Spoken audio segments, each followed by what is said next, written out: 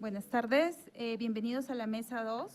El tema de esta tarde es metodología de la investigación jurídica y vamos a desarrollarlo en el siguiente orden. El primero es el doctor Alfredo Olvera Rojas de México con el tema analítica metodológica de la teoría crítica del derecho. Él es estudiante de la licenciatura en Derecho en la Universidad Autónoma de Querétaro. Les recuerdo a los ponentes, por favor, que tenemos 12 minutos porque estamos un poco atrasados, ¿sí? Y las preguntas, por favor, le pido al público que las hagamos al final de todas las ponencias, ¿sí? Muchas gracias. Adelante.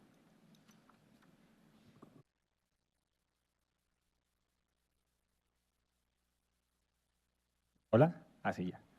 Hola, pues como dicen, soy estudiante de licenciatura y pues literalmente es uno de mis primeros artículos que escribo, pero la verdad es a mí sí me apasiona hacer mucho esto. El título lo pensé mucho porque incluso cuando decimos analítica de la metodología jurídica del derecho, pues esto me surgió a raíz, yo también estudio filosofía, la licenciatura en filosofía, y entonces un día yo, con esto de la interdisciplina, ¿no? Porque esto como que está muy de moda, pero a mí sí me rollé el pensamiento, y entonces a mi maestra de metafísica, yo sí le comenté, oiga, profesora, ¿usted qué opina de la teoría crítica en el derecho? Y ella se rió, es filósofa toda la vida y es media especial, y lo que ella me dijo fue, es que ustedes nada más dicen teoría crítica del derecho, antropología del derecho, pero no dicen cómo. O sea, no me dices cómo vas a adaptar esto al derecho. O sea, simplemente, ¿qué hacer? Y entonces pues yo dije, bueno, yo pensé y estuve pensando bastante tiempo, y entonces yo dije, hay que sujetar la metodología de las teorías que se nos van proponiendo para que no se pierda la esencia de lo jurídico, porque muchas veces si queremos hacer, ¿qué es hacer interdisciplina? En primero, ¿no? O sea, parece que es como hablar desde la sociología, pero hablamos de derecho, pero en realidad ¿de qué estamos hablando? Y para este artículo yo no me refiero solamente a la teoría crítica del derecho, sino que me retrotraigo a los principios, ¿dónde el controlcito? A los principios de la teoría crítica, la escuela de Frankfurt, ¿no? Porque ¿qué era lo que atacaba principalmente la escuela de Frankfurt? Pues lo que ataca principalmente la escuela de Frankfurt, y es los antecedentes de mi investigación,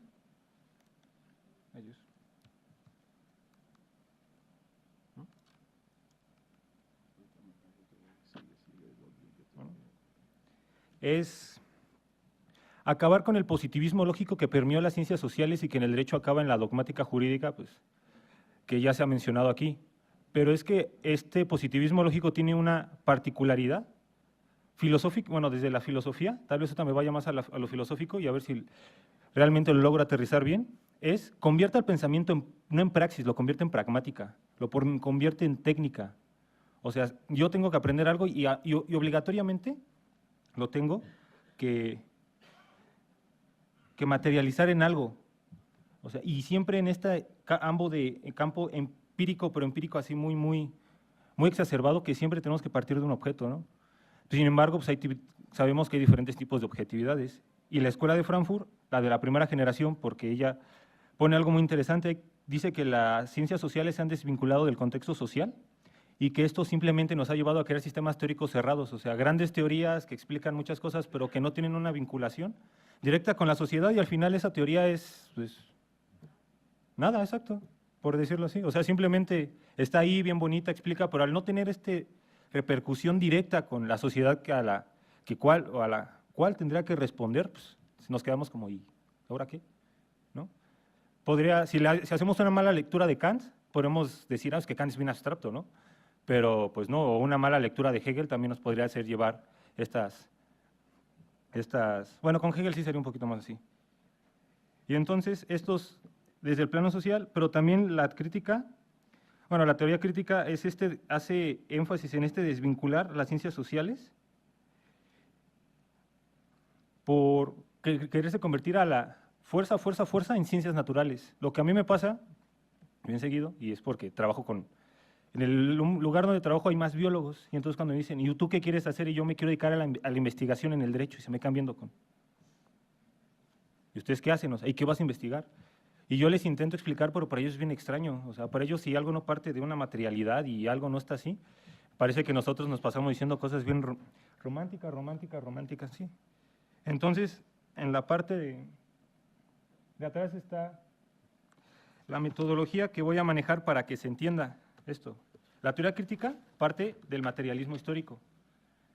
Y el materialismo histórico parte de Hegel, digo, de Marx, pero es izquierda hegeliana. Por lo tanto, yo por eso infiero que utilicé, mejor dicho, el método dialéctico para hacer una distinción bien clara, o mejor dicho, en este análisis que estaba haciendo de encontrar principios, qué es derecho, qué no es derecho, me di cuenta que muchas veces confundimos el objeto y el fundamento de las investigaciones que estamos realizando. O sea, mi objeto efectivamente va a ser el derecho, pero si mi objeto y mi fundamento es el mismo, no puedo generar un conocimiento certero, porque sería como voy a hablar de la botella a partir de la botella. Y eso es lo que hizo el positivismo jurídico durante bastante tiempo. No vamos a explicar el derecho a partir del derecho, los conceptos del derecho a partir de los conceptos del derecho. Pero entonces, yo al momento de querer hacer esta interdisciplina que está tanto de moda, pues llegué a un punto en que dije, ¿de qué estoy hablando? Si estoy hablando de filosofía o estoy hablando de derecho. Y entonces, pues llegué, no a la conclusión, pero me di cuenta de que, y también pues, estábamos viendo en clase de ontología, me quedó más claro, que muchas veces, como ya lo dije, se confunde el objeto y el fundamento de estudio de nuestras investigaciones. Y en la dialéctica, para aplicar un método dialéctico, es bien importante hacer recargue en el objeto que va a ser nuestro primer momento conceptual, a nuestro fundamento que va a ser el segundo para sacar en la síntesis, un tercer concepto que contenga estos dos. Y no simplemente ya no estaríamos hablando de derecho, de sociología jurídica, como yo lo manejo en el artículo que escribí, Teoría Crítica del Derecho. Pero a ver si me explico bien porque la onda está un poquito abstracta y… Si voy a tomar como objeto de estudio el derecho, va a ser mi primer momento que lo voy a fundamentar con una base sociológica, pero fundamentar, o sea, como diría Gadamer en Acotaciones Hermenéuticas, mi fundamento va a ser mi mirada a través de cómo voy a ver el derecho, y el derecho es el objeto que voy a mirar. Ahí estaríamos dando una interpretación, un poquito arriesgada la palabra que estoy ocupando, del derecho desde la sociología, y en el tercer momento conceptual ya estarían contenidos ambos, pero estoy explicando al derecho desde la sociología. Y entonces ahí yo puedo ver un poquito más claro esta interdisciplina que yo la veo que hace mucha falta en las investigaciones que se realizan en el campo jurídico, porque normalmente siempre queremos abocarnos a derechos humanos, a estos estudios de las normas, pero cuando nos piden que hagamos interdisciplina, multidisciplina y transdisciplina, realmente más de qué estamos hablando, cómo lo vamos a hacer, cuando nuestra frontera del conocimiento es netamente jurídica, ¿no? Y entonces nos piden que vayamos, ¿cómo se llama?, a ver a sociólogos, a antropólogos, a psicólogos y X cantidad de ciencias, como si nosotros estuviéramos obligados estamos obligados a entender el diálogo que ellos manejan para poder establecer un diálogo y así poder hacer investigaciones, pero siempre y cuando no podemos borrar la frontera de lo jurídico, porque si no estaríamos hablando de todo menos de derecho. Si hay que retomar elementos externos para renovar el concepto de derecho que el que a mí me enseñó toda la licenciatura, que es un concepto meramente dogmático y que si no fuera por las lecturas que lo hago me doy cuenta de que pues como que no es así. Y ya me voy a mis conclusiones, por favor. Ay Dios, aquí están. ¿No? Y con este análisis llego a dividí mis conclusiones en 4 partes para hacerlas más puntuales de este análisis. Y es la primera, que es que la fundamentación siempre tiene que ser la mirada a través de la cual vamos a analizar nuestro objeto. Esa mirada, o sea, como me lo explicaba la doctora con la que me asesoraba metodológicamente, son los lentes que te vas a poner para entender el objeto. Y esta tiene que ser distinta del objeto que vas a hablar, porque si no estarías hablando, pues voy a hablar de la botella porque la botella es una botella. O sea, eso, ¿qué fundamentación tiene? Es muy diferente decir, voy a hablar de una botella por los componentes físicos que tiene. Entonces, ahí el conocimiento, podríamos hablar de una generación de conocimiento porque ahí el movimiento dialéctico va del objeto al fundamento y un nuevo concepto. Esa sería mi primera conclusión. La segunda es que para hacer esta disciplina, tenemos que retomar, esta interdisciplina, mejor dicho, debemos retomar factores externos a la construcción jurídica para fundamentar el derecho, porque el derecho, al fin de cuentas, debe responder a una sociedad, está en un plexo social y tiene que responder a las exigencias de esa sociedad. Y entonces, estos factores externos siempre nos tienen que servir para fundamentar una concepción de derecho, siempre y cuando no se pierdan los tintes de lo jurídico, porque podríamos hacer una concepción, es el problema que tiene el pluralismo jurídico, por ejemplo, que no puede dar una concepción de derecho tan puntual por los campos jurídicos que manejan y la multiplicidad de prácticas que hay. Entonces, pues, como que ahí está validando la cosa, bailando la cosa. Y también es pues, lo que explicaba, que el fundamento va a ir al objeto y esto va a generar un tercer concepto. Bueno, esto es teología negativa y sería y este concepto simplemente es el siguiente momento de negación o puede ser nuestro siguiente fundamento, nuestro siguiente objeto para realizar futuras investigaciones. Y la cuarta conclusión a la que llegué, mejor dicho, es que la teoría crítica del derecho, con este análisis que se tiene que hacer, o mejor dicho, con toda teoría que querramos incorporar para estudiar el derecho, tenemos que ver si su método y sus metodologías son acordes al derecho, porque si no, ¿qué tal si queremos hablar de derecho, pero vamos a terminar hablando de sociología? ¿O qué tal si vamos a hablar de derecho, pero estamos hablando de economía? ¿O qué tal si vamos a hablar de derecho, pero estamos hablando de psicología, filosofía? Y entonces tenemos que ver si los pasos que nos proponen, mejor dicho, si la fuente de conocimiento epistémica y el método que ocupan, analizar puntualmente los pasos, porque al final, si no tenemos una metodología estricta, vamos a hablar de todo, pero no vamos a problematizar de una manera concisa. Y si problematizamos de una manera concisa, pero no la sujetamos a un método estricto, nos vamos a ir por aquí, por acá, vamos a hablar de una cosa y terminando de otra. O sea, nuestro pensamiento no va a ser enfocado. Y tenemos que enfocar nuestro pensamiento a través de un método con un rigor bastante duro para poder sujetar estos conceptos a una hilación lógica para que no empieces hablando de fresas y termines hablando de manzanas. Porque luego a mí me llegó a pasar. Y que el objeto de la investigación no tiene que ser el mismo que el fundamento. O sea, el objeto puede ser el derecho y el fundamento puede ser la sociedad. O la sociedad puede generar un concepto de derecho y entonces ahí el análisis sería más sociológico, pero sí tendría un tinte de jurídico, porque la fundamentación de este concepto muy amplio, ¿no?, de sociedad, va a tener un sustento en teorías jurídicas y al final, en el tercer momento, en negación, tienes que decir A, B y C y que C contenga tanto A como B. Y ya, me parece que es todo.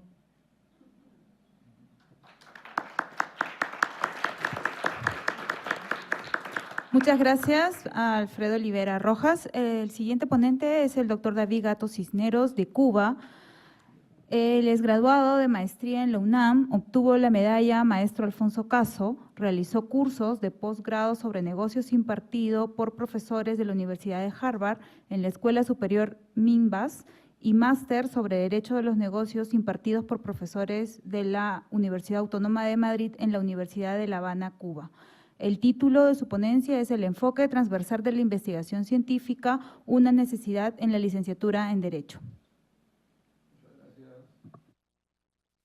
Muchas gracias, en especial al doctor Enrique Cáceres Nieto, quien tuvo la gentileza y a la vez la sapiencia de organizarnos, de reunirnos aquí en este foro para debatir temas atinentes a la enseñanza del derecho y a la metodología de la investigación jurídica, que todos los que estamos aquí y otros tantos que no estamos, sabemos que ese es un aspecto medular para el desarrollo tanto científico de nuestra enseñanza del derecho, como también para el país, por cuanto en nuestros países, y permítanme hacerle un agradecimiento también al Centro Cultural Europeo de Estudios Universitarios de Hidalgo, que es por el cual estoy acá.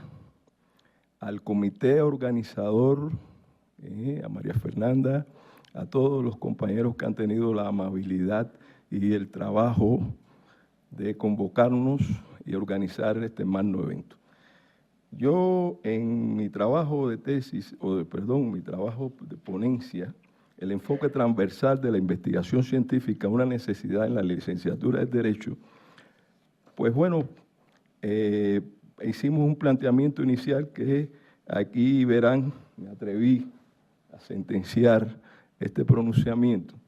Tal y como la reproducción biológica contribuye a la evolución y perpetuidad de la especie y la capacidad de razonar le otorga su caracterización a la especie humana, el ejercicio de la investigación científica le transmite la capacidad de desarrollo y sostenimiento de la sociedad. En el propósito o la justificación de motivo, yo abordo 7 aspectos dentro del trabajo que hoy me permito presentar.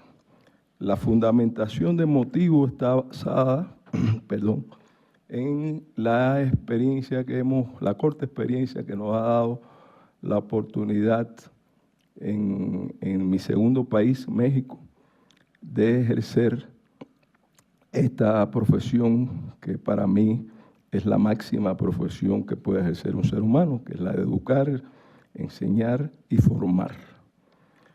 He visto, y ya lo hago de carácter empírico, lo hago saber así inicialmente en mi construcción, que existen diferentes carencias en los alumnos, tanto de la formación pregradual como la formación posgradual, y la carencia que a mi juicio es significativamente, pudiéramos decir, en la formación de estos estudiantes, es la carencia de las técnicas y metodología de la investigación.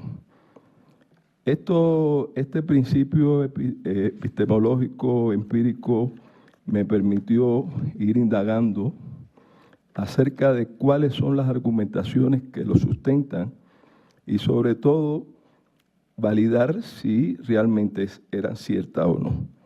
Hicimos una encuesta entre alrededor de 100 alumnos de diferentes universidades y las mismas arrojaron los siguientes aspectos. La pregunta inicial fue: ¿qué tanto practicas tus hábitos de lectura?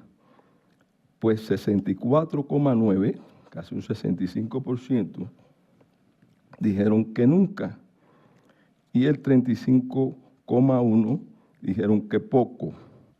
Por ende, ahí valoramos carencias de hábitos de lectura, que es la primicia para iniciar un proceso de investigación y sobre todo en la formación del derecho, que como hemos todos contactado, es una ciencia social y que refleja una interdisciplinariedad con todas las disciplinas del espectro cognoscitivo.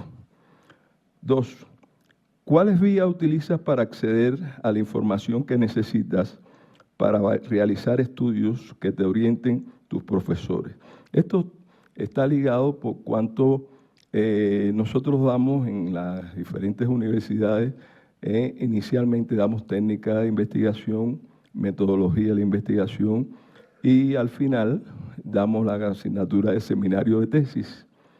Nos permite ver que cuando iniciamos el primer semestre o primer cuatrimestre, en fin, el primer inicio del ciclo escolar, vemos que los alumnos se interesan, por regla general, se interesan en la materia, pero cuando llegamos ya al final de la currícula, de la carrera, vemos que hay carencias que al inicio incluso están, es decir, son más agravadas esas carencias, por cuanto nos llama la atención entonces y preguntamos, bueno, ¿qué nexo rompió esta iniciativa, esa iniciación del estudio de la investigación a través de las diferentes asignaturas de esa currícula, o qué los desincentivó a continuar el estudio. Entonces, vimos que las técnicas, es decir, los diferentes medios de información, que como todos sabemos en esta nueva era que nos toca vivir, juegan un rol muy importante, y después también abordamos el tema, sobre todo en las diferentes modalidades de educación situada, los e-learning, los e-learning, los U-learning, etcétera. Y por tal razón vemos que existe un 53,8%, ¿verdad?, que reciben la información por los libros de textos, y un 51,3% a través de las TIC, es decir, las técnicas de información y comunicación. En la tercera pregunta de este cuestionario, dice, ¿cuántas veces haces uso de la biblioteca del centro? Realmente vemos que 62,2 pocas, o nunca, perdón, el 32,4 pocas, y apenas es inapreciable el nunca. Es decir, que el muchas. Por ende, se reafirma, ¿verdad?, la carencia de acceso a la biblioteca. Pudiéramos decir que el medio de recepción hoy, por el carácter modificador y pudiéramos decir transformador de las TICs, resulta el medio más accesible. Sin embargo, vimos en la diapositiva anterior que tampoco resulta convincente para los efectos de demostrar que ese es un recurso para lograr accesar a lo que es el conocimiento y, por tal razón, los mecanismos de investigación. La cuarta pregunta, ¿qué tanto ejercitas y aplicas los conocimientos adquiridos sobre técnicas y metodología de la investigación en los estudios de la asignatura?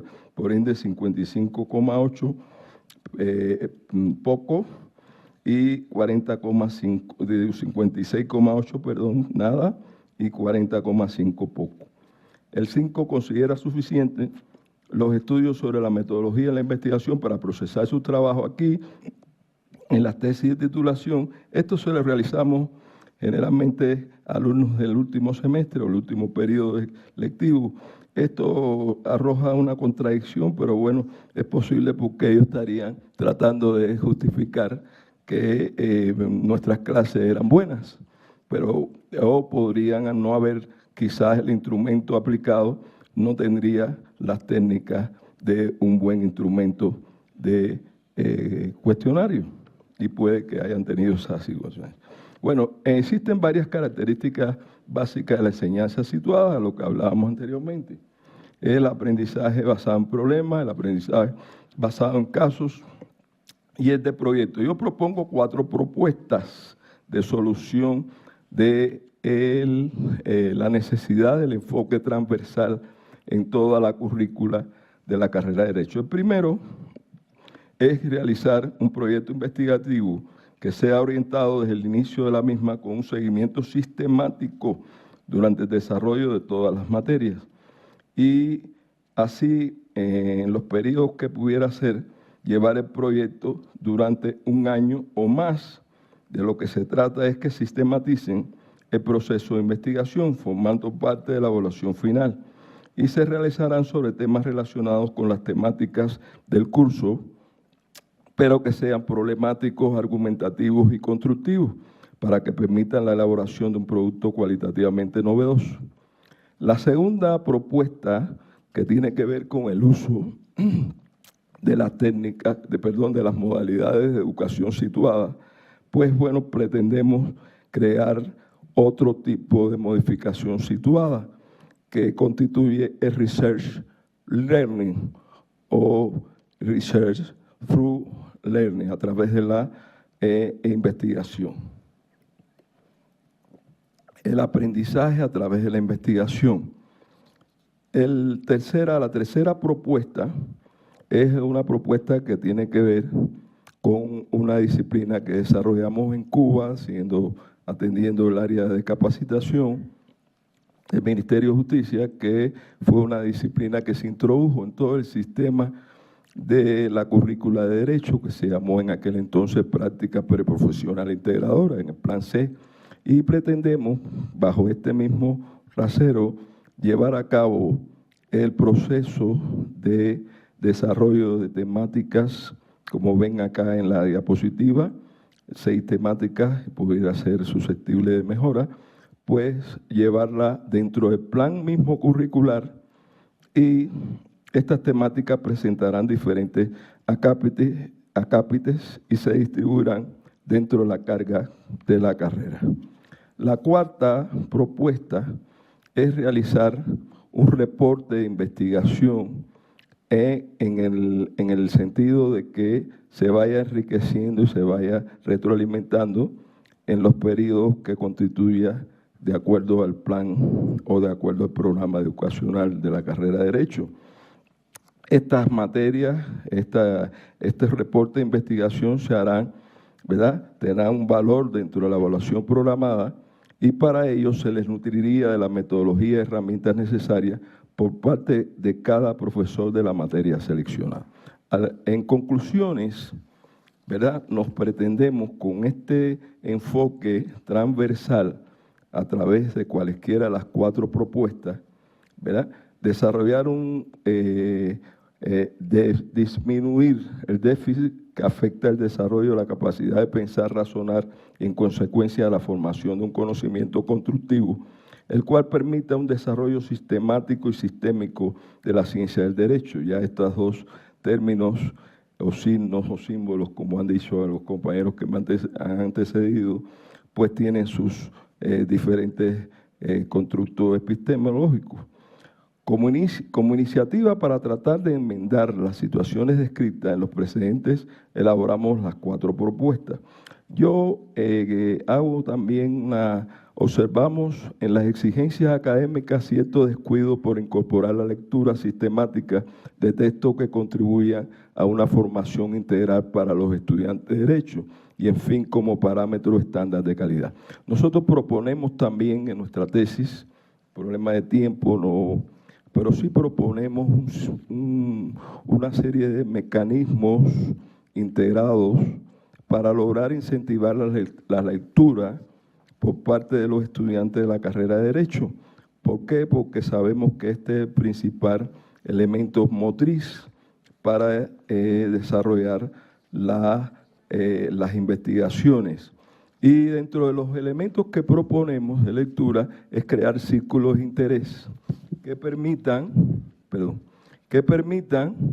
participar de forma sistemática a los alumnos.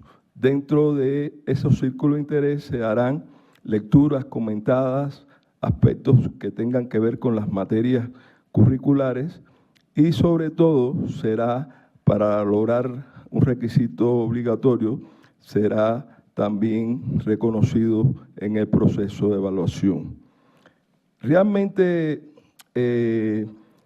estas exigencias, observamos en la exigencia académica cierto descuido ya, y considero que este trabajo es susceptible de mejora, pero me permito concluir esta presentación muy rápida de 12 minutos, nos afectaron las dilaciones que son propias de estos tipos de eventos, sobre todo al inicio.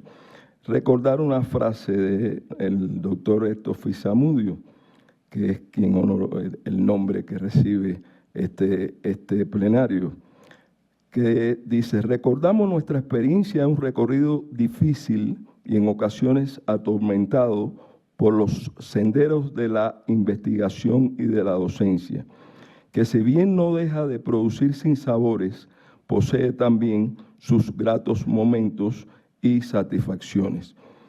Muchas gracias, estoy a tanto de cualquier duda que tenga.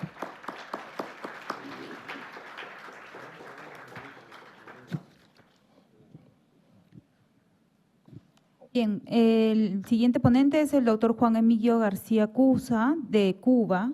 Él es licenciado en Derecho por la Universidad de Oriente Santiago de Cuba, doctor en Ciencias Jurídicas y profesor titular por la Universidad de La Habana. Obtuvo la distinción por la educación cubana y se desempeñó como miembro del Tribunal Nacional de Grados Científicos en las Ciencias Jurídicas de la República de Cuba. El título de su ponencia es el carácter integrador del método transversal en las investigaciones sociales y jurídicas. Buenas tardes. Para mí es un honor y al mismo tiempo un deber estar en esta ocasión en esta casa de altos estudios. Agradezco al doctor Cáceres Nieto y a la comisión, personalmente a María Fernanda, que nos hemos estado comunicando, por estos eventos tan importantes para la comunidad jurídica latinoamericana. Realmente la ponencia que voy a traer se basa en una experiencia de años de trabajo de investigación. Yo soy doctor en ciencia en el año 1991. Cuando hice mi tesis doctoral, ya yo había investigado porque en Cuba, oí ahorita hablar en la conferencia magistral, a Carlos me sorprendió. En Cuba, para llegar a ser defensa de una tesis doctoral, tienen que haber tenido 1 o 2 textos de licenciatura, haber participado en no menos de 5 ponencias, de ellas 2 internacionales y tener varios artículos. O sea que no es llegar allí y ya estudié 4 años y soy doctor en ciencia. Y cuando se empieza el doctorado es cuando usted empieza a investigar. O sea que yo he hecho 4 veces más investigaciones en mi tiempo de doctor que antes de ser doctor en ciencia jurídica. Y entonces traigo una propuesta, ustedes la toman o la dejan, que es el método transversal. Yo no había visto nunca el método transversal en las ciencias sociales y jurídicas, o sea, en lo que era la disciplina de la sociología del derecho. Porque siempre he oído referencias sobre estudios transversales, estudios longitudinales, sobre todo los geólogos, las ciencias naturales, hacer corte sobre el terreno, la medicina veterinaria y medicina humana sobre cortes sobre enfermedades. Pero traerlo a las ciencias sociales, me atrevo entonces a decir que sí, es un método. Y un método, le voy a explicar por qué puede ser un método.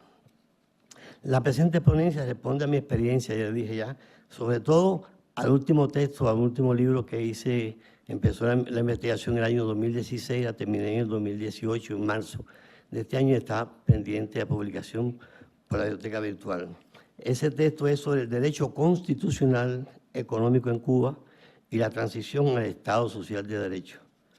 Durante el transcurso de esta investigación y otras anteriores, porque en el 93 me publicaron aquí en el Instituto de Investigaciones Jurídicas de la UNAM un artículo muy polémico sobre el régimen jurídico de inversión extranjera en Cuba, cuando aquel tiempo en Cuba no se podía hablar de inversión extranjera, ¿no? A pesar de que haya habido una constitución reformada, pero no se puede hablar tampoco de propiedad privada. Yo me atrevía a un poco que adelantarme en ese sentido. Me costó problemas allá en mi país. Pero bueno, luego también hay investigaciones acá en el 2013, en el apoyo de Héctor Fi, que se lo agradezco infinitamente, Héctor Fi Fierro, me permitió hacer una investigación sobre la transferencia de tecnología e inversión extranjera en Cuba y México, derecho comparado. Está publicado por Porrúa. Y también hay una investigación en la biblioteca virtual sobre la civilización del contrato económico en Cuba, porque en Cuba estuvo al principio en un modelo socialista totalmente centralizado, un contrato muy administrativo, y ahora se civilizó porque era de orden y mando, el método administrativo, y ahora es horizontal, de igualdad entre las partes. Todas estas experiencias me llevaron a pensar que por qué no podía existir un método transversal, y le voy a decir por qué. El método transversal más bien es un método logístico, porque no desecha ninguna corriente epistemológica.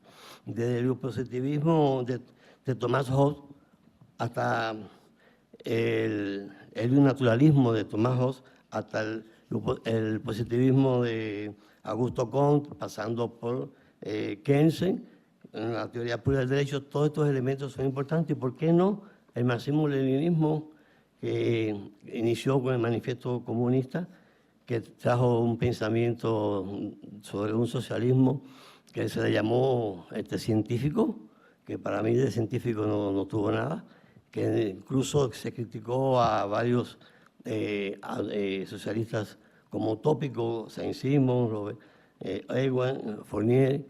Bueno, el asunto está en que todas estas investigaciones tuve que utilizar cruces de ideas, tuve que hacer estudios históricos sobre el materialismo histórico, incluso con el que se refería acá el primer ponente, y ver las condiciones actuales de la Constitución cubana de 1976, que ya no operaba en los tiempos de globalización, estaba al frente de todo, se torna a una economía de mercado donde es necesaria la propiedad privada, donde es necesario descentralizar el aparato estatal y desconcentrarlo. Y me atreví a hacer esta obra de 1916 y que culminé en este año. Para no más redondeo, porque voy a ser exacto, si pongo atrás los 10 minutos que me corresponden, le propongo los objetivos. No voy a hablar aquí de estadísticas, eso el que quiera ver estadísticas puede ver el libro, ni tampoco hablar de encuestas, de entrevistas que hice y de análisis valorativos que hice. Pero sí, el objetivo es demostrar, caracterizar la pertenencia del método transversal como mecanismo logístico para la concreción e implementación de resultados científicos dirigidos a perfeccionar sistemas jurídicos. El método transversal yo lo encuentro por excelencia de las sociedades del derecho. Me tomo esa atribución. La práctica del derecho no podemos verla solamente, reducirla a la creación de la ley y a la solución de conflictos, tampoco a través de... Es necesario, a través de estudios de las ciencias jurídicas, podemos desde las ciencias sociales abordar también desde la ciencia política, ¿por qué no?, y económica, investigaciones para dar respuesta a temas que de algún modo visualizan la integralidad de la moderna disciplina de la sociología del derecho. La sociología del derecho integra necesariamente a las ciencias jurídicas, sociales y a las ciencias económicas. Estos estudios sociales y jurídicos, también el ordenamiento en el campo de los sectores de la vida social. Hay investigaciones que la influencia del derecho en la formación y la educación ciudadana, acorde a la conducta que respondan al desarrollo económico y social de la nación, las funciones y también las funciones del régimen legal impuesto por los poderes del Estado entre los sistemas sociales, económicos y jurídicos. Aquí está la Constitución. Todos estos estudios no se pueden hacer solamente bajo el método de observación, o el método cuantitativo cualitativo, o el método,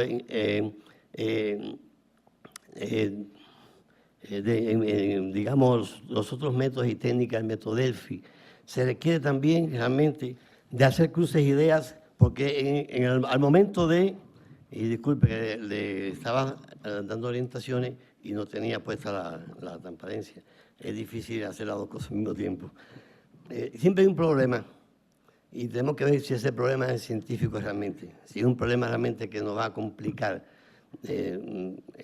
cuestiones políticas, sociales, hay que utilizar el método transversal, y voy a decir por qué. Y luego a ese problema se hacen preguntas, esas preguntas la respuesta da hipótesis, y siempre tenemos que ir a los métodos. El método transversal no elimina, al contrario, integra todos los demás métodos. ¿No podía? Así. La pregunta que yo le hice, el otro. Las preguntas de mi investigación, de la última investigación que está en texto, fueron esas. Me voy a referir a las dos últimas. ¿Cuáles fueron los fundamentos políticos jurídicos que incidieron en la ineficacia del derecho económico implementado por la Constitución del 76? Es un problema serio, un problema jurídico en la Constitución, pero se meten en el campo político, en el campo social, en el campo cultural, en el campo económico. Solamente con observación, con el deductivo, inductivo, con el método de cuantitativo y cualitativo no se puede llegar, aunque algunos dicen que el método cuantitativo y cualitativo para mí son los dos, usted no puede llegar a una cualidad sin ver las cantidades anteriores.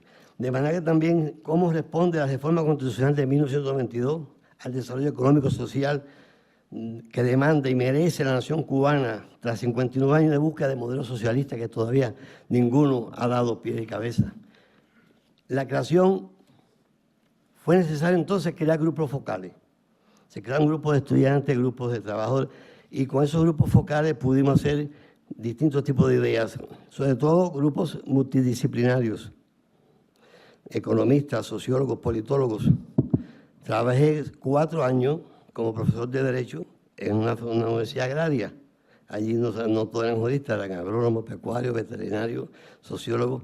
Y ahí hice un texto de Derecho Económico que se le llamó también Aproximación al Modelo Cubano.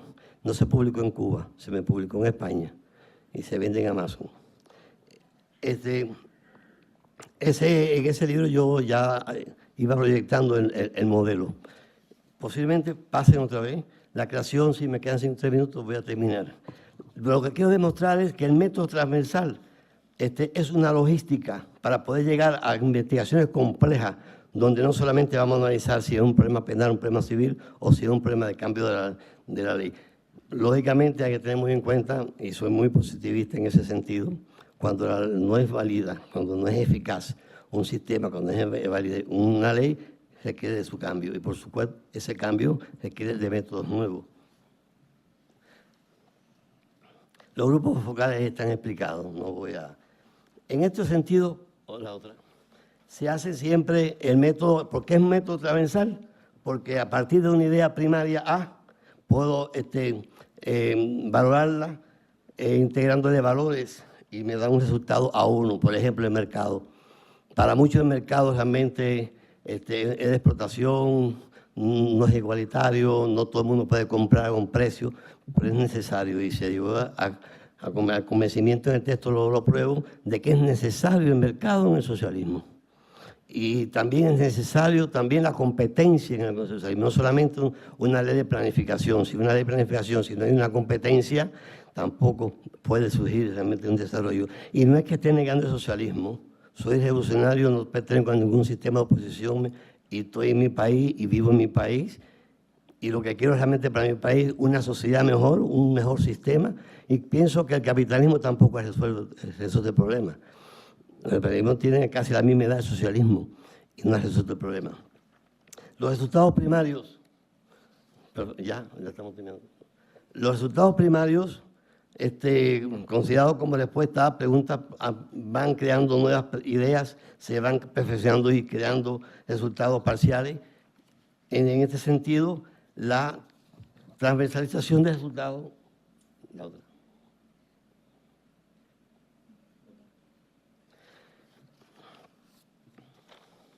Bueno, ya me han ido adelantando.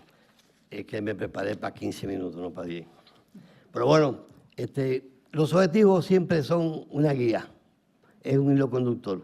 Y usted tiene que ir cambiando las ideas, ir cambiando la concepción y los criterios a medida que usted se trata de los objetivos. Los objetivos lo manda la hipótesis. La hipótesis es la que te dice qué objetivo tú vas a encaminar. Esos objetivos son en verbos rectores, indicar, caracterizar, generalizar.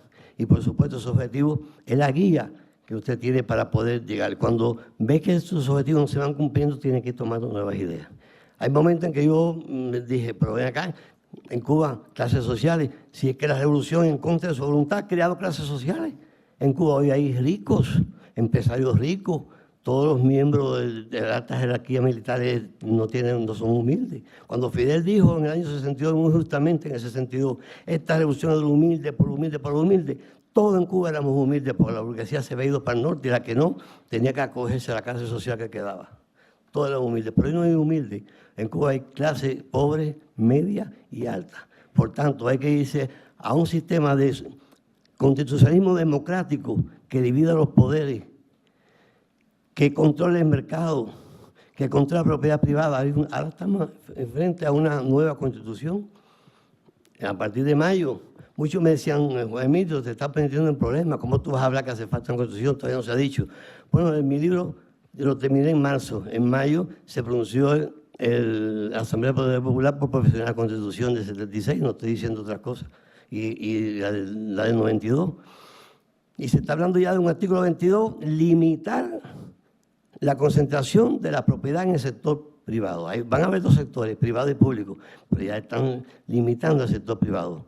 O sea que hay muchas cosas realmente que discutir. En estos momentos ya se terminó la consulta popular en mi país para la nueva Constitución. Y pienso que el texto que se proponga lo lean le va a ser de mucha necesidad. Muchas gracias.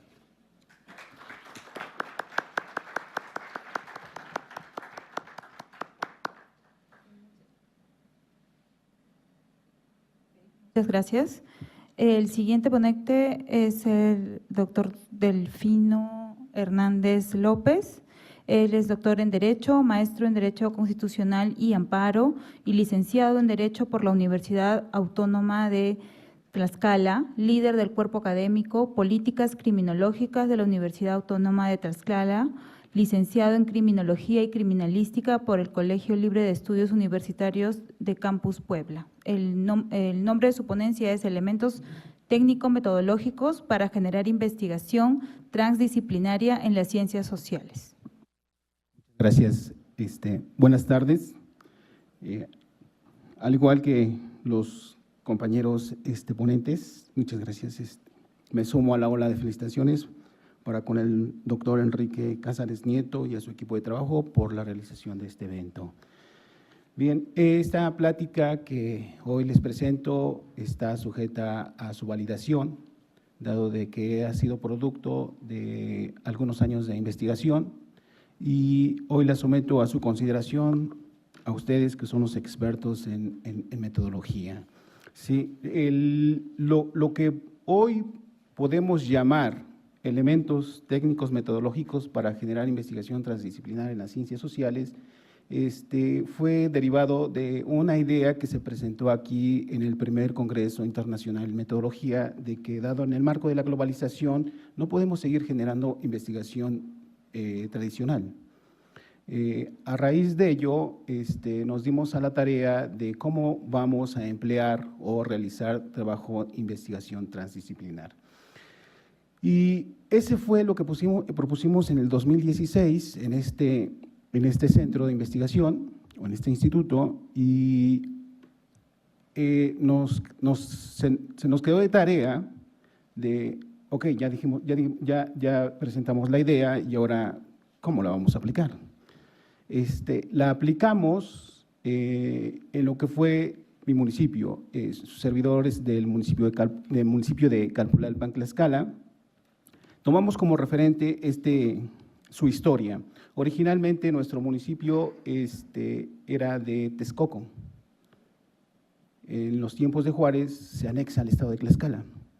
Y la historia que teníamos, o nuestra verdad, partiendo del realismo sociojurídico, como nivel epistemológico del estudio del derecho, nuestra verdad era un decreto que se establecía que por estrategia militar, Calpulalpan se anexa al estado de Tlaxcala. Analizamos el decreto y resulta que nos llevamos una sorpresa. En el decreto no establecía, no se enunciaba la anexión de nuestro municipio al estado de Tlaxcala. Entonces eso nos dio la tarea de seguir buscando y encontramos otras cosas, que lo que tenía que decirse no se dijo y resultaba que se anexó por estrategia política, que esa fue la conclusión a la que llegamos. Y eso fue lo que nos permitió trabajar y exponer al otro año, 2017, en el Congreso Nacional, aquí en este mismo instituto, los resultados o la aplicación de cómo hacer o intentar realizar investigación transdisciplinar. Seguimos trabajando en ello, el trabajo está próximo a publicarse y eso es lo que nos arroja lo que podrían ser nuestros elementos técnicos metodológicos. Es decir, para que podamos hacer investigación transdisciplinar, establecimos 4 elementos mismos que están sujetos a su debate, no es una verdad absoluta, sí, pero es lo que podemos rastrear. Más bien generar, primer elemento, interés científico en un determinado tiempo, en un determinado tema. Segundo elemento, determinar ese tema en tiempo y espacio. ¿Sí? Y a raíz de ello, tercer elemento, la habilidad, la técnica o la pericia para confrontar esa verdad absoluta con las otras ciencias, lo que se conoce como, lo que están manejando aquí los doctores, como la transversalidad, ¿sí? Al valorar esa verdad absoluta con las otras ramas de las ciencias sociales, por ejemplo, nos da otra verdad, ¿sí? Nos da otra verdad. Y la cuarta, que es tener la honestidad, porque aquí hace un momento en la mesa pasada se habló de la ética, la honestidad de mostrar los resultados, ¿sí? La mecánica, ¿cuál sería la mecánica? Aplicaríamos técnica y método, técnica y método. La técnica no es como tradicionalmente, la aplicamos no como tradicionalmente se conoce, como la captación de conocimientos de campo o bibliográfica, es decir, la directa e la indirecta, sino como la técnica cognitiva para saber interpretar esas otras ramas de las ciencias para el caso concreto. Y al mismo tiempo se aplica método, es decir, la confrontación, ¿sí? Ese método permite confrontar esa verdad absoluta con lo que dicen los otros saberes. Resultado, otra verdad. Y todavía esa otra verdad hay que ponerla a consideración de los especialistas. Esto es lo que nos ha arrojado estos 3 años en el ánimo de seguir participando en este tipo de congresos, ¿sí? Y los pongo a su consideración. Muchas gracias.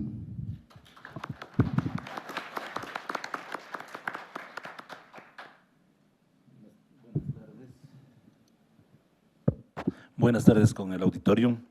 Continuando con las ponencias, me congratulo en presentarle a la compañera Teresa Castro Pinto, de la República de Perú, con la ponencia Una perspectiva interdisciplinaria en la investigación del derecho.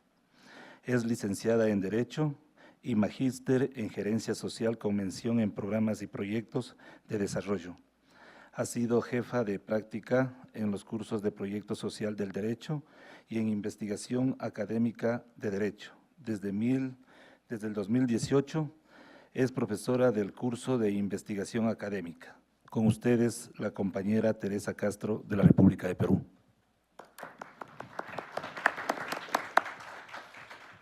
Buenas tardes con todos.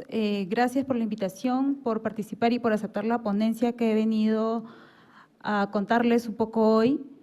Quiero empezar contándoles cómo se inicia este curso, que es el curso de investigación académica. Para los que no conocen, este es un curso que se dicta en Estudios Generales de la Pontificia Universidad Católica del Perú, que es donde he estudiado y donde enseño también.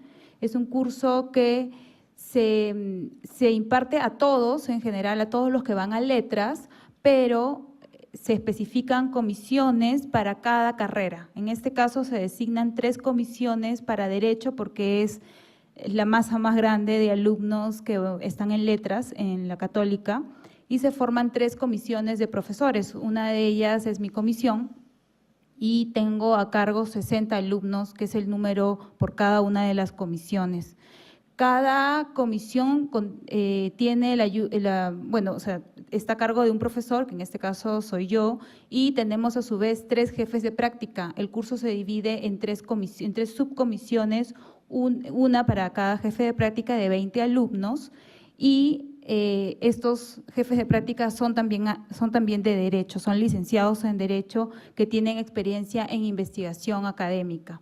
Entonces tenemos a 60 alumnos que van a Derecho y que están terminando, es el último curso de Estudios Generales Letras. Lo que he venido a contarles es un poco mi experiencia, tanto como jefe de práctica y como docente de este curso. Son los hallazgos que he encontrado y que me gustaría poner en relieve y dar a conocer para poder sumar esfuerzos y ayudar a solucionar el problema que se avecina en la Facultad de Derecho, ¿no? El perfil de los alumnos que van a Derecho y que estudian en Estudios Generales Letras es entre 17 y 19 años. Son muy pequeños, acaban de salir del colegio, porque allá el colegio se termina a los entre los 15 y los 16 y ingresan a la universidad en los 6 meses siguientes. La mayoría de ellos, porque no puedo hablar de todos, el problema es que no entienden la perspectiva interdisciplinaria de la investigación en Derecho. Son alumnos que están en estudios generales letras, es decir, que llevan una variedad de cursos básicos como Historia del Perú, Historia Universal, Historia Latinoamericana, llevan Filosofía, Ética, Introducción al Derecho, llevan Filosofía 1, Filosofía 2, Matemáticas, llevan una diversidad de cursos, entre ellos obligatorios y electivos, que los ayuda a formar una base para pasar a facultad y dedicarse 100% solo y únicamente a la carrera de Derecho. El plan de estudios de Derecho busca desarrollar competencias específicas que vayan de la mano con los conocimientos. Ese es el objetivo del plan de estudios de la Facultad de Derecho.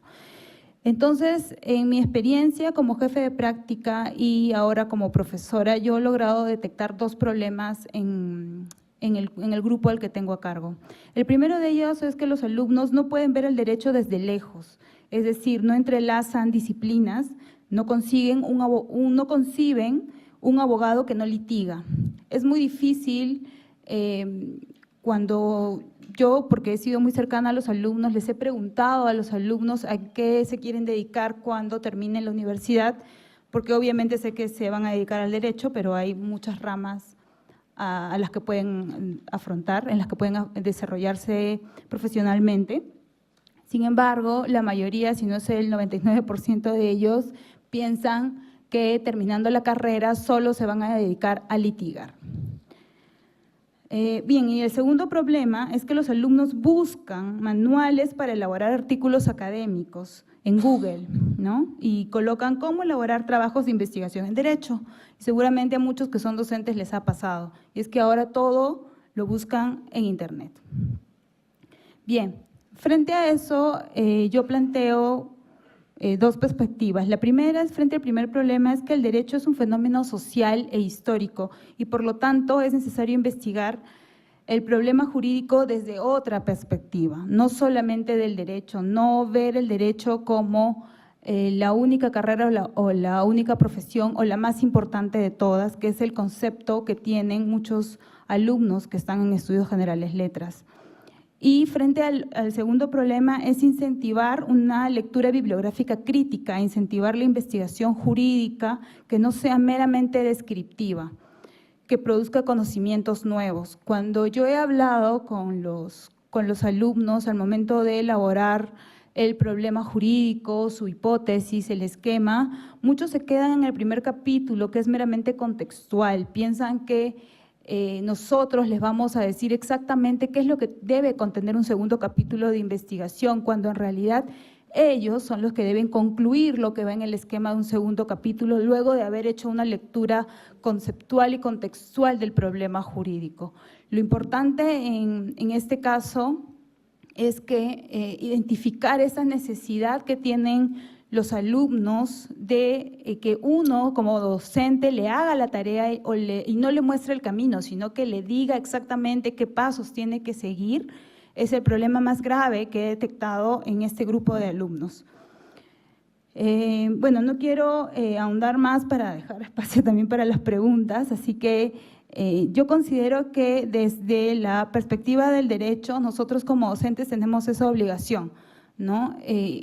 Comparto un poco también lo que mencionaba el profesor de Cuba, que decía este problema grave y básico que es la lectura, ¿no? Muchos alumnos no leen desde el colegio porque ya vienen con un concepto aprendido de dónde deben encontrar estos artículos académicos, que es por Internet.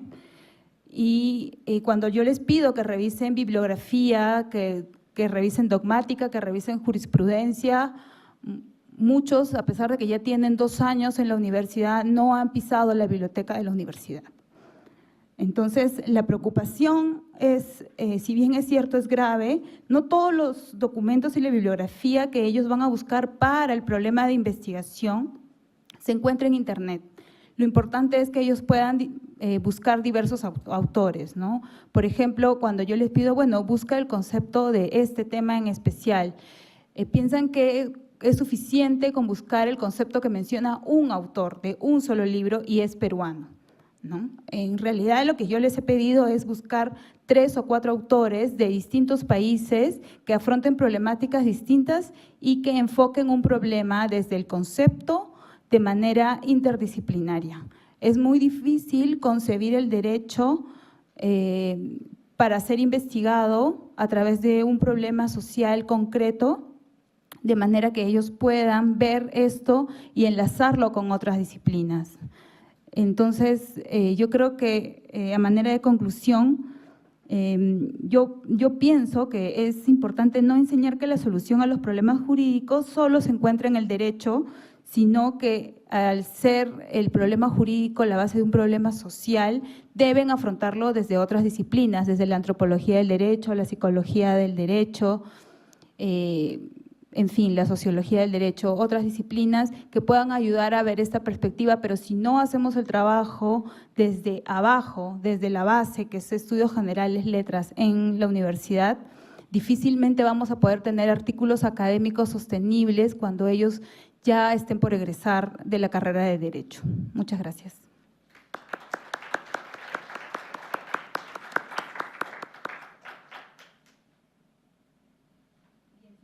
Finalmente tenemos al doctor Carlos Ernesto Herrera. Él es profesor en enseñanza media de la especialidad de Historia y Geografía, doctor en Ciencias de la Educación, con mención en Investigación y Planificación y abogado de los juzgados y tribunales de justicia. El título de su ponencia es La investigación aplicada en las ciencias jurídicas. Gracias por la presentación. Buenas tardes nuevamente. Mil disculpas porque mis compañeros de grupo de investigación no pudieron estar acá. No estaba programada dar yo la ponencia. Lastimosamente, de aspectos institucionales y sobre todo lo que está pasando en la Universidad Ecuatoriana. Y de igual forma, la situación de visado les impidió estar acá. Sin embargo, como somos un grupo de investigadores, voy a tratar de explicar algo que nosotros estamos proponiendo para la carrera de Derecho en las universidades de Chimborazo. El título de la ponencia es La investigación aplicada en las ciencias jurídicas. Enrique Cáceres Nieto hace 3 años forma mesas de trabajo con el objetivo de estructurar un perfil que sea presentado a nivel de América Latina como universal. Sin embargo, han pasado 3 años y todavía seguimos en esa línea. ¿A qué quiero ir con esto? Que aspectos elementales impiden que la investigación se desarrolle. La investigación en general y la investigación jurídica en particular. Nosotros identificamos 3 aspectos fundamentales. El primero, la cantidad de conceptos y definiciones que existe sobre investigación, que en vez de ayudarnos, nos confunden.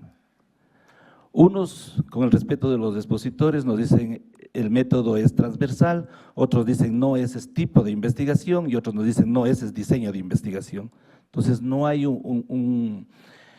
se puede decir, un compromiso estándar que nos permita decir esto es el método, esta es la técnica, este es el instrumento. De igual forma, Lucas Achig, Hernández Fernández y Batistas hablan de técnicas y lo diferencian del instrumento de investigación. Y esto hace que nosotros no nos interesemos por la investigación. Otro de los aspectos es la infinidad de perfiles y estructuras para realizar investigaciones que existen. Si ustedes van y analizan en las universidades de todo el mundo, cada instituto tiene su forma de hacer investigación. Y eso nos viene a confundir. Y finalmente, hago alusión a las universidades donde nosotros realizamos la investigación. Profesores que están dando proyectos de investigación jurídica. Profesores que dan metodología de la investigación jurídica, profesores que dan investigación, no saben sobre metodología de la investigación. Peor los tutores. Entonces, es un problema que está incidiendo negativamente en el desarrollo de la investigación y de la investigación jurídica. Ahora, ¿qué es nuestra propuesta? Nosotros analizamos 2 puntos. El enfoque primero. El enfoque de una investigación es cuantitativo o es cualitativo. Punto final. Si el enfoque es cualitativo, netamente voy a hacer una investigación no experimental. ¿Cuáles son los resultados? Descubrimiento de nuevos conocimientos, que no es necesario la aplicabilidad o demostrarles desde el punto de vista experimental. Por lo tanto, son conocimientos empíricos que pueden ser verdaderos o pueden ser falsos. ¿Qué tipo de investigación es? Es investigación pura. La otra cara de la moneda, investigación experimental. ¿Qué enfoque sería? Enfoque cuantitativo. ¿Qué diseño de investigación? Experimental. Hernández Fernández Batista le divide a la investigación experimental en diseño de experimental y diseño cuasi experimental, dependiendo de la manipulación de las variables. Nosotros simplemente nos quedamos con diseño experimental y diseño no experimental. ¿Bien es la investigación experimental o no es no experimental? ¿A dónde nos conduce la investigación experimental? A conocimientos comprobados. Sin embargo, de ser conocimientos comprobados son relativos, es decir, no son conocimientos absolutos. En algún momento de la evolución del hombre y de la ciencia y la tecnología, esos conocimientos van a cambiar. Ahora bien, en la investigación jurídica, los conceptos que nosotros analizamos conducen a decir que la investigación jurídica se encarga del estudio de la norma, pero no de la aplicabilidad.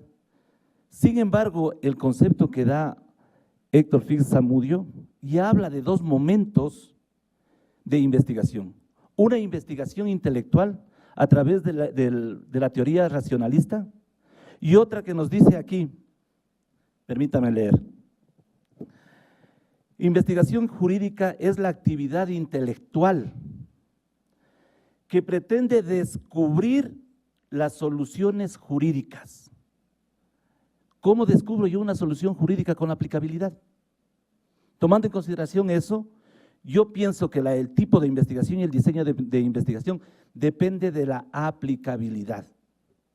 Si yo propongo, por ejemplo, una manera o una forma de litigar y esa forma o manera me da buenos resultados dentro de un proceso o conflicto jurídico, es una investigación experimental. De ahí, compañeros, que esta investigación lo hicimos con la intención de demostrar empíricamente, no científicamente, si procede o no procede realizar investigación jurídica, investigación aplicada, perdón.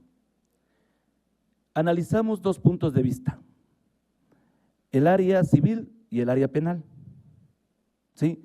Y por ahí nos decía un magistrado que es docente de la Universidad Nacional de Chimborazo, Carlos me decía, mira, sí hay cómo hacer investigación aplicada en las ciencias jurídicas.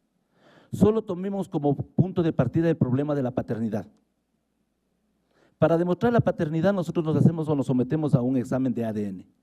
¿Qué es el examen del ADN? Es una técnica científica de laboratorio. De igual forma decía, para llegar al esclarecimiento de un delito de tránsito, los peritos judiciales deben aplicar técnicas experimentales para ver la velocidad, para ver en qué momento frenó, etcétera, etcétera. Esa aplicabilidad le da el nombre de investigación experimental. Por eso les decía antes, nosotros llegamos a la conclusión de que en la investigación jurídica sí se puede hacer investigación aplicada.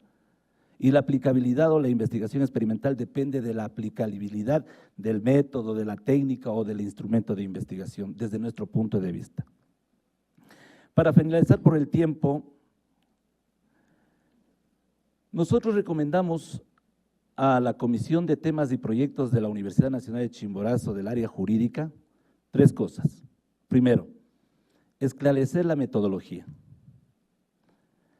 Les habíamos indicado de que desde el año 2006, que sale la primera promoción de abogados, hasta el 2018, todas las investigaciones son de carácter descriptiva, es decir, básica. No hay una investigación aplicada. Por tanto, nosotros no hemos aportado al desarrollo de la investigación jurídica. Lo que hemos hecho es repetir lo que ya está investigado.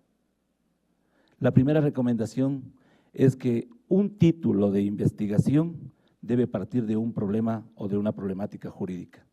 Muchos confundimos entre tema y problema. Un tema yo lo puedo estructurar con una variable y de ese tema puede salir varios problemas. ¿Qué es un problema de investigación? Es aquel título que tiene dos variables, una causa que se percibe y los posibles efectos que puede causar esa variable independiente.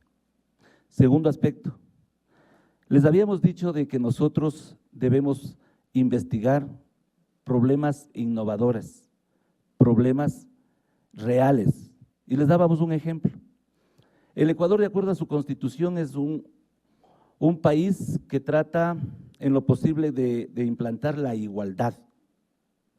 Sin embargo, el problema de maltrato hacia las mujeres ha violado el principio fundamental del derecho a la igualdad. ¿Por qué? Porque en el Ecuador recién se acaba de aprobar una ley exclusivamente para las mujeres. Y otra realidad, la palabra de la mujer es ley. Hay casos en los cuales la fémina fue y denunció al ser agredida por su esposo, sin darle la oportunidad al esposo de explicar, lo llevaron preso. Se violó el debido proceso. Entonces, si hay una ley para las mujeres y no hay una ley para los hombres, no podemos hablar del principio de igualdad ante la ley. Y se está vulnerando estos derechos. Cuando nosotros investigamos sobre los fundamentos que amparan o dan fundamento a la investigación aplicada, nos hablaban de los fundamentos epistemológicos. Y nosotros llegamos a la conclusión de lo siguiente: cuando se trata de aspectos filosóficos, estamos hablando de la racionalidad del estudio del derecho, por tanto es un fundamento filosófico. Pero cuando hablamos de la aplicabilidad de la norma, estamos hablando de un fundamento epistemológico.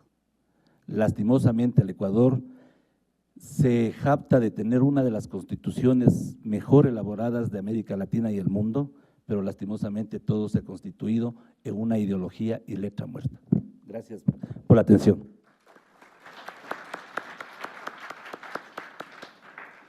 Bien, vamos a proceder con las preguntas del público, por favor, en orden.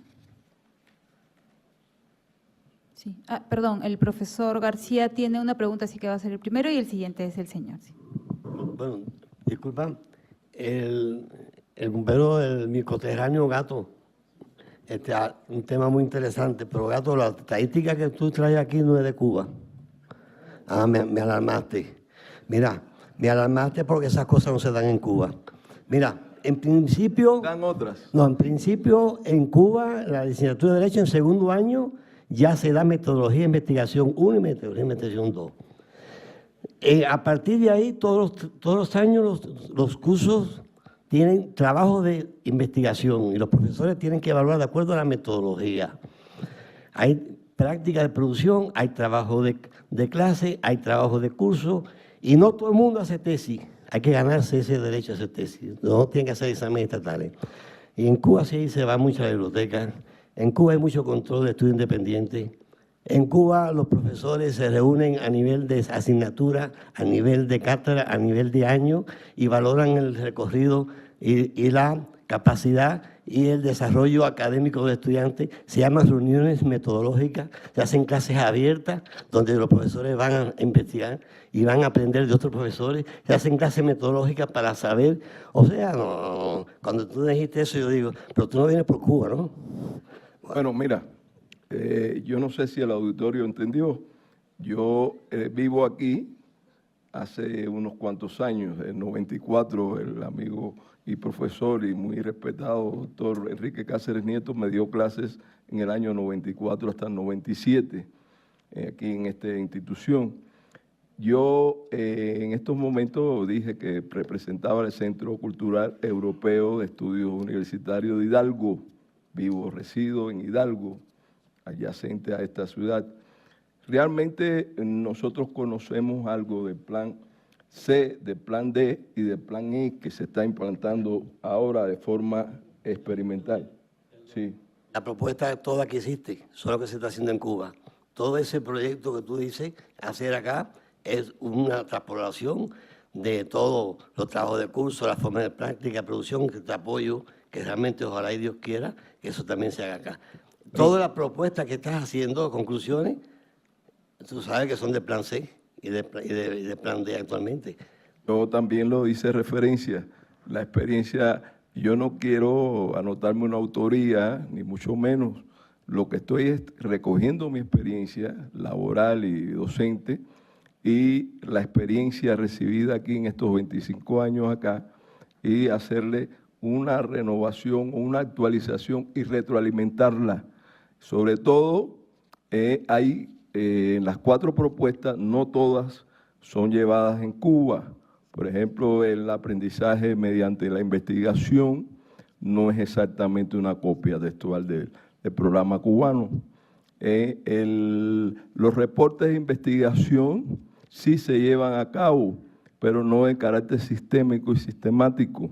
Entonces, hemos hecho una simbiosis, hemos logrado la experiencia nuestra acumulada acá y la experiencia acumulada allá.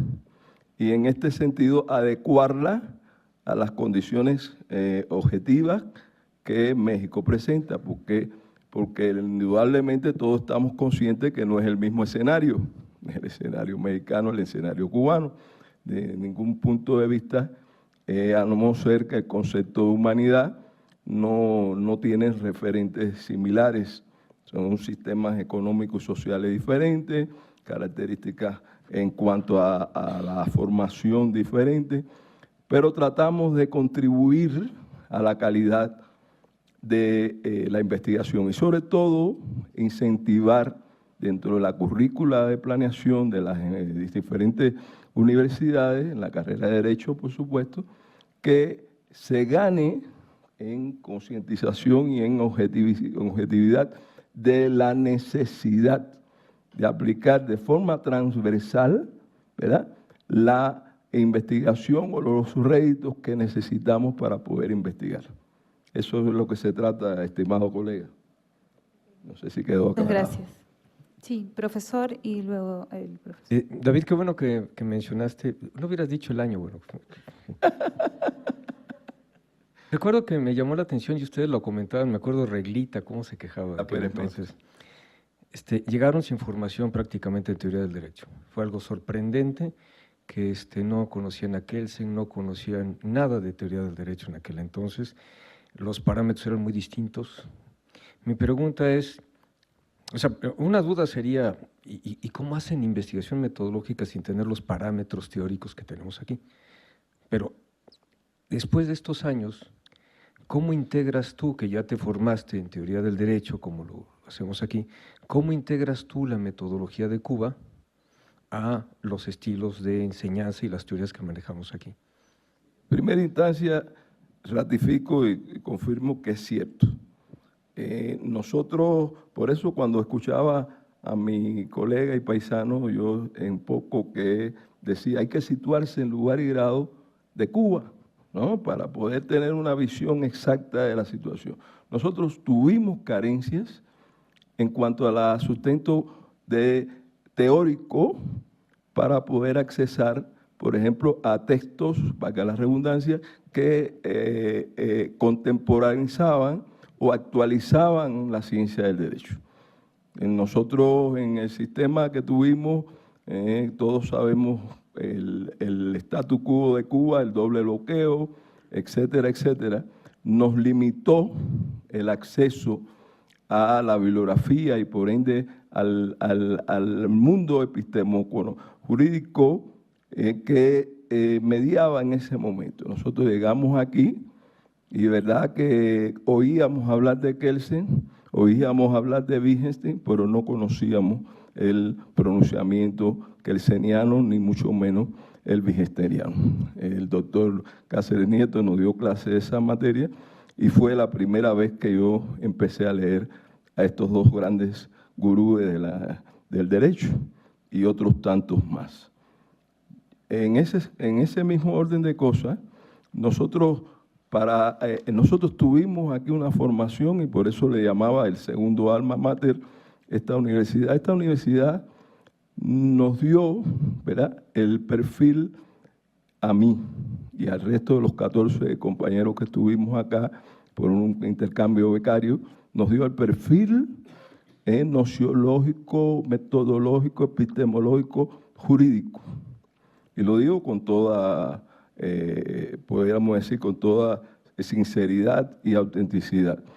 Nosotros a partir de aquí fuimos otro tipo de personas, no lo puedo ocultar. Nos enseñó esta universidad, se lo tengo que agradecer de por vida, nos enseñó a que el derecho hay que sustentarlo, hay que sustanciarlo y hay que alimentarlo desde el punto de vista teórico. Nosotros teníamos, en nuestro país influenció mucho la formación del derecho socialista.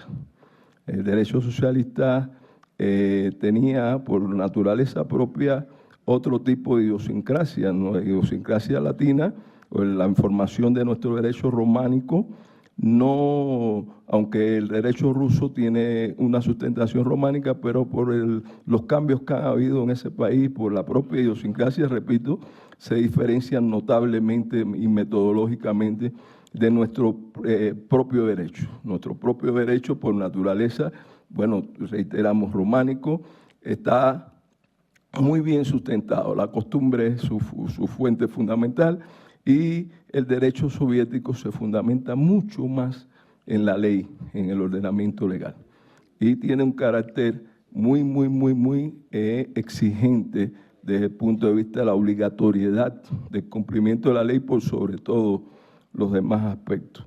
Esas confrontaciones indudablemente las vivimos todos los compañeros que estuvimos aquí y que egresamos de esta escuela y la comentábamos todos los días, las comentábamos en el aula, en los pasillos y de veras que a tratar de atemperar metodológicamente las condiciones de nuestra formación acá es un reto fuerte, porque indudablemente me decía una vez un alumno también de posgrado de medicina, me decía, qué lástima que nosotros no tengamos en nuestro, y la medicina cubana es reconocida mundialmente, no estamos, yo soy un producto de ella.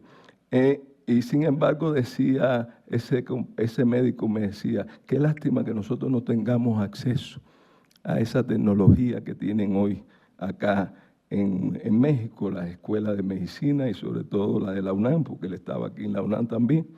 Y yo le decía, sí, tienes razón, pero bueno, tenemos el conocimiento, la experiencia que tiene esa carrera de medicina y algo similar no ocurría en cuanto a los alumnos que fueron de diversos años de formación, no solamente en mi caso, que yo era el más pequeño del grupo, uno de los más pequeños. Entonces, realmente yo puedo decir que ese fue un reto, doctor, y que le estoy eternamente agradecido a todos los profesores que tuvieron la oportunidad o tuvimos la oportunidad de recibir sus clases. Hoy me encontré al doctor Jorge Víquer aquí en los pasillos, también profesor de esos tiempos, y así el doctor Soberanes, que nos dio la mano, aunque no nos dio clases en aquel momento como presidente de esta institución, de este instituto, nos tiró una buena mano, como decimos nosotros en el argot popular. Yo realmente, si le puedo decir con toda honestidad, y perdón, se cayó, con toda honestidad, esta universidad tiene muchos réditos. ¿Qué pasa? Me preguntaba una vez un alumno en una intervención que hice en una universidad. ¿Qué es mejor, el sistema aquel o el sistema este? Entonces yo le tuve que decir así con toda honestidad. Le dije, el día que podamos recoger lo mejor de allá y lo mejor de acá y poderlo hacer, entonces estamos hablando de lo mejor. ¿Por qué? Porque tantas cosas hay malas del lado de allá como tantas cosas hay malas del lado de acá. Entonces, lo que pasa es que no podemos utilizar este plenario, a mi juicio, para hacer una relatoría de una serie o hacer una apología de un sistema u otro. No es mi razón de ser y mi razón de estar. Yo lo que estoy es precisando aspectos académicos, aspectos de índole de la ciencia, del derecho. Y yo creo que eso sí es muy importante saber que podemos hacer, como decíamos, una simbiosis o una solución ecléctica y poder llevar a cabo un buen desempeño en esta nación, mi segunda nación. No sé si cumplí con... Perdón, hay algo importante, porque no quería dejar esto así, en el aire así. En Cuba se revisan los planes de estudio cada 4 años. Es posible que el colega se graduó en los años, ¿qué? ¿El año? 82, en el plan A. El plan A no tenía filosofía del derecho. El plan A no tenía economía política. El plan A no tenía derechos romanos. Porque en ese año lo que estaba en la revolución era informar abogados, porque hubo 4 años sin derecho, sin estudiar la carrera de derecho en Cuba.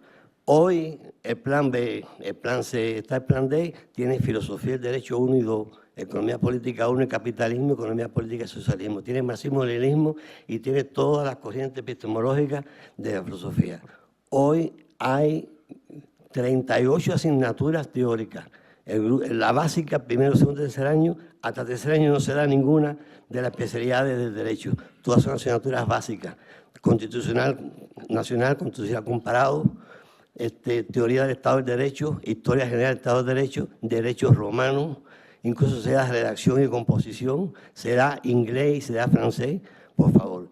Y actualmente, después en 4º año, se dan en tercer año todas las asignaturas de civil, procesal civil, sucesiones, obligaciones y contratos, derechos reales. En 4º año se da penal especial, penal general, criminalística, criminología. En los 5º años se da derecho comercial, mercantil, económico, financiero, laboral, todo. O sea que estamos hablando, porque yo creo que tienes razón, pero no lo mismo un graduado del año 80 que un graduado del año 2018.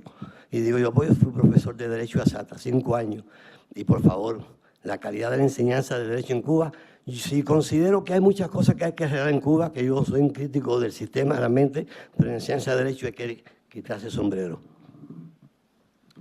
Ok. Sí.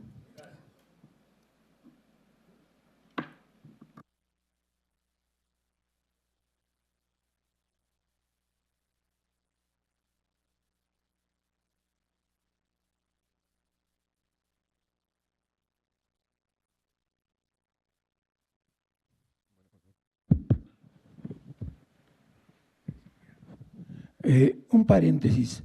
Decía el maestro Cisneros, Gato Cisneros, que no habían conocido a Kelsen y toda la escuela de Marburgo y todas aquellas cuestiones, y preguntaba el doctor Cáceres y cómo hacían investigación.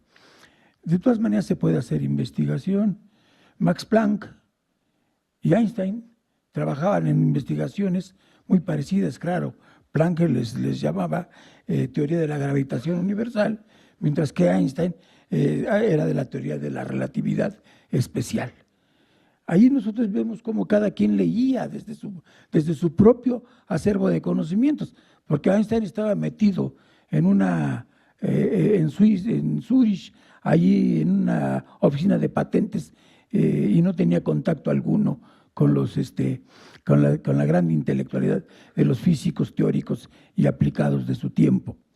Entonces, a veces es posible y es dable que haya esas investigaciones que inclusive llegan o bien empatarse o bien a crear diferentes rutas de lectura. Nos lo estamos viendo en Hawkins y Michio Kaku en la teoría de cuerdas. Entonces, yo creo que es algo que a veces, no digo que siempre, pero que funciona cuando leemos desde diferente perspectiva. ¿Desde dónde leo? Y entonces, ¿desde dónde leo un conocimiento? Y desde donde yo leo, voy a llegar a ciertas conclusiones que pueden o no coincidir, pero que en esa contradicción a lo mejor surgen nuevos conocimientos. Para la doctora Castro Pinto, la doctora dice que el rezago, dice que los alumnos no entienden la interdisciplinaridad. Bueno, tenemos que partir de muchas cuestiones ahí, de cuál es el lastre que vienen arrastrando o cuál es la deficiencia que vienen arrastrando de conocimientos desde la primaria. Cuando no han aprendido a leer en el sentido semiótico del término, no pasar o pasear la vista enfrente de letras, palabras que están colocadas de manera lineal. Pues sí las leen y las pueden leer, y es más, pueden leer más rápido que cualquier otro, pero sin embargo no pudieron hacer el trabajo de abstracción mínimo. Entonces, yo creo que ese es un problema que no tanto está en las facultades, en el doctorado, en el posgrado, sino se viene arrastrando desde mucho atrás. Y los maestros lo que hacen es, en muchas ocasiones, suplir al maestro anterior que debió de haber enseñado tal o cual concepto o categoría y que no lo hizo. Yo creo que ahí es algo que forma parte de toda una estructura educativa en una sociedad determinada. Yo creo que ahí necesitamos hacer hincapié, porque en última instancia, bueno, pues vamos a enseñarles qué es la transdisciplinaridad y cómo funciona. ¿Verdad? Porque de otra manera, pues, obviamente, no importa cuántas veces hablemos de ella, nadie la va a entender. Es como si ahorita en este auditorio se sienta ahí enfrente de nosotros un individuo que espero que nadie lo sepa aquí, pero que nos va a hablar de endocrinología. Bueno, pues nosotros lo oímos y oímos palabras en español, pero no entendemos nada. ¿Por qué? Porque pues, no sabemos, no tenemos los parámetros, no tenemos los conocimientos previos para entender esa conferencia de endocrinología. Yo creo que allí tenemos de cargar mucho la lectura epistémica, insisto, de cómo hacer que nuestros alumnos realmente den ese brinco en esta materia. Gracias. Solo para comentar, estoy completamente de acuerdo con usted. En Perú actualmente estamos atravesando una reforma educativa desde inicial y primaria y es muy duro. Bueno, la sociedad está dividida, hay muchos politólogos que están estudiando el caso específico porque ante la ausencia del Estado se han presentado muchas instituciones privadas que suplen a través de programas de desarrollo justamente basados en educación, ¿no? Como por ejemplo la Fundación BBVA, que veo que acá existe también el banco, bueno, ya también existe, y existe también la Fundación BBVA, que hace un trabajo que ya tiene más de 10 años a través de un programa que se llama Leer es Estar Adelante, que lo que busca es que los niños no solamente lean en las escuelas públicas más necesitadas y más alejadas de la capital, sino que comprendan lo que lean. Y eso es un trabajo que se hace desde las bases, ¿no? Y que se está buscando que estos niños tengan esa capacidad de leer, pero que debe ir de la mano con otras disciplinas como es la salud, por ejemplo. Un niño que tiene anemia, por ejemplo, no desarrolla las mismas capacidades que un niño que no lo tiene. Y ante la diversidad del pueblo, de Perú, porque también hay clases muy, muy altas y hay clases muy, muy bajas económicamente, es que están interviniendo muchas entidades privadas a suplir justamente esta carencia del Estado que, bueno, actualmente se está despegando, pero digamos que va a tomar muchos años que desarrollen estos programas sociales de manera estatal y que no solamente se desarrollen, sino que sean eficientes. Y solamente para cerrar, este curso de investigación académica es parte de 3 cursos que se desarrollan en Estudios Generales Letras. El primero se llama Taller de Escritura e Interpretación de Textos y el segundo se llama Argumentación. Entonces es como una cadena de cursos que finalmente logran o pretenden que estos alumnos lleguen con herramientas necesarias a la Facultad de Derecho y puedan escribir textos y ensayos académicos de nivel para que puedan obtener, digamos, becas o obtener financiamientos o fondos económicos que los puedan ayudar a desarrollar la rama de la investigación en Derecho, pero se logra muy poco todavía. Gracias. Sí, otra pregunta. Perdón, el profesor Carlos Ernesto Herrera tiene una pregunta primero. Disculpen, Juan, con el respeto que te mereces. Estuve yo hace unos 3 años en la Universidad Única, en Ciego de Ávila, se dio un congreso de pedagogía. Y justamente no sé si escuché mal o si lo dijiste, que hablabas de competencias. Entonces, un estudiante de maestría hablaba de eso, de competencias. Y por ahí salió la pregunta, en un país socialista, hablar de competencias. El socialismo todavía no se ha terminado de desarrollar. El capitalismo lleva 400 años o 200 años y todavía no es perfecto. No podemos pensar de… el socialismo ha degenerado en una corriente epistemológica, ya en un género. Socialismo ruso, socialismo soviético. El socialismo soviético no es el mismo socialismo que pensaba Lenin. Stalin después lo distorsionó. Y luego el socialismo chino no es igual que el socialismo asiático, porque no es igual que el vietnamita. El socialismo del siglo XXI, que es otra cosa, otra locura, tampoco es un socialismo realmente perfecto. En el socialismo cubano nosotros hemos pasado por todos los modelos. Desde el año 59 es un modelo, otro modelo, y llevamos todavía 60 años y no acabamos de terminar. El socialismo es una corriente de izquierda epistemológica que no es un modo de producción. Y entonces, yo no soy economista, yo soy jurista, pero me he tenido que estudiar economía, he tenido que estudiar sociología, he tenido que estudiar realmente para poder llegar a hacer un análisis concreto de lo que es un sistema socialista. Y pienso que realmente sí debe haber competencia. Un sistema planificado únicamente no puede resolver por el mercado. El mercado se regula a través de competencias, cifras directivas, cifras de control, pero tiene que también entre los participantes tiene que haber competencia. ¿Por qué? Que son dos métodos de dirección, el horizontal, que es administrativo de orden y mando, y el vertical, que es igualdad entre las partes. Sin una microeconomía, sin una economía doméstica que se encargue de los servicios, del transporte urbano, no puede realmente haber un desarrollo.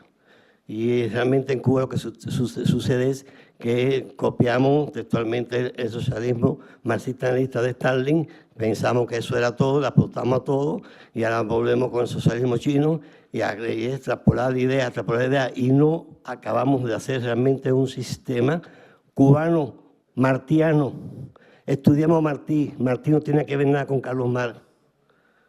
Martí no estaba en contra de la lucha entre hombres de una misma ciudad. Martí creó su sus guerras necesarias para expulsar al español, pero no para fajarse entre cubanos. Martí consideró las clases sociales como necesarias, consideró a la burguesía junto con la clase obrera, la clase campesina, todo en la lucha por un partido. Y Martí creó su partido para la lucha contra España, pero no dijo que era el único, él podía permitir otros partidos. Además, Martí fue realmente contrario a la dictadura. Cualquier dictadura para Martí era fatal. Proletaria es mala, burguesa es mala. ¿Qué sucede cuando triunfa la Revolución Cubana? Fidel se encuentra con 5 dictaduras en América Latina. En Haití, Trujillo, Somoza en Nicaragua, Trujillo, Duvalier en Haití, en Perú, y dice Fidel, no, mi revolución no se puede caer. Porque si voy a llamar a los partidos estaban del 52 que Batista dio el golpe de Estado a Priu, acabó con los partidos. Y cuando Fidel tomó la posición, en el 59 los partidos en Cuba ya no existían, estaban todos desanimados. Ahí él entonces va a llamar a una revolución a que se creen los partidos, a llamar a elecciones para que implantó la dictadura del proletariado, que no resultó, pero en el momento, Fidel hizo en su momento lo que tenía que hacer. Y empezaron a hacerle autopsia a los patriotas que realmente dieron, eso no es lógico. Lo que hay que tratar de levantar a Cuba a partir de lo que es las cosas. Estamos en un mundo globalizado, estamos rodeados, estamos ligados al capitalismo, estamos ligados a un modo de producción que no es el que realmente hemos tenido. Pero de ahí empezar a pensar los errores. ¿Para qué los errores? Los errores que se cometieron en los años 60 de intervenir todo el mercado, lo estamos pagando ahora. Ahora estamos tratando de hacer una economía mixta o dual, trabajadores por cuenta propia, cooperativas que no acaban de subir porque el Estado sigue siendo realmente muy celoso en abrir la economía privada porque piensa que esa economía privada le va a quitar el poder político. Todo eso es el problema. Más bien no es un problema político, es un problema de grupo de personas que están muy comprometidas con el sistema, que quieren que todavía que el sistema tenga deficiencia. Hay muchos cubanos que todavía quieren que el bloqueo siga. Si le quitan el bloqueo no saben cómo van a dirigir, porque hay muchos allí que no saben dirigir sin bloqueo. Y hay muchos americanos que quieren todavía mantener el bloqueo, no saben si quieren realmente vienen para que quiten el bloqueo. ¿Cómo van a decir que Cuba no avanza? Si entonces va a decir, no, vamos a bajarnos, y tú me atas las manos a mí, y tú con las manos bien hidratadas. ¿Tú quieres que Cuba avance? Quítale el bloqueo. Y vas a ver cómo muchos cubanos que están allí dirigiendo no van a poder dirigir porque no saben dirigir sin bloqueo. Y entonces hay un partido, está bien, un partido. ¿Cómo va a haber un partido? No tiene oposición. ¿Cuál es la libertad política que se puede hablar si yo no puedo hablar en contra del partido? Y soy revolucionario y soy patriota. Y si hablo en contra del partido, entonces, de manera que hay muchas cosas que arreglar. No, y sí, no hay competencia porque no hay competencia. Incluso la nueva ley, la Constitución que está en proyecto, no habla de un espacio de competencia económica. Es un error, y lo hablo yo en mi libro. El libro mío que se llama Derecho Económico Constitucional, Aproximaciones, el modelo cubano, o más bien la transición del Estado Social de Derecho, habla de la necesidad de una constitución democrática. Leamos el texto de Salazar, de Pedro Salazar Ugarte, sobre lo que constituye el constitucionalismo democrático, tripartición de poder. Es un modelo realmente que permite que varias clases sociales puedan tener los derechos políticos. Nos esperamos a tu libro, ya va a salir por el instituto. Ahí va a estar en extenso todo lo que nos está diciendo Juan. Va a aparecer en la Biblioteca Jurídica Virtual. Seguimos en la tarde.